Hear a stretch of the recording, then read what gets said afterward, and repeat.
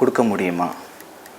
அப்புறம் அந்த கிங் சொல்கிறார், டான்ஸில் வந்து சொல்கிறார், இன்னும் இவ்வளோ ஒரு சின்ன பையன் வந்திருக்கான், 3 அடியா? அந்த காலத்தில் இந்த தானம் கொடுக்கணுன்னா அந்த தண்ணி இதில் விட்டு கொடுப்பாங்க. இப்படி கொடுக்குறாரு. கொடுக்கும் பொழுது அந்த விஷ்ணுவாக வந்தவர் வராரு. வந்துட்டு அவர் கேட்குறாரு, அந்த வரத்தை வாங்கிக்கிறாரு. வாங்கின உடனே அந்த விஸ்வரூபம் எடுக்கிறார். இந்த விஸ்வரூபம் எடுத்தால் அந்த வானலாவும் நிற்கிறாரு.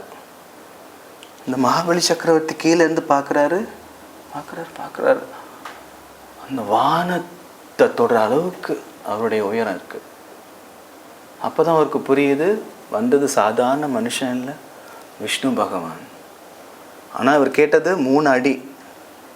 3 அடி. அவர் சொல்கிறார், 1 அடி வந்து இந்த உலகத்தையே அளக்கிறார், இந்த மண்ணை அளக்கிறார். 2வது இந்த வானத்தையே தன்னுடைய காலால் அளக்கிறார்.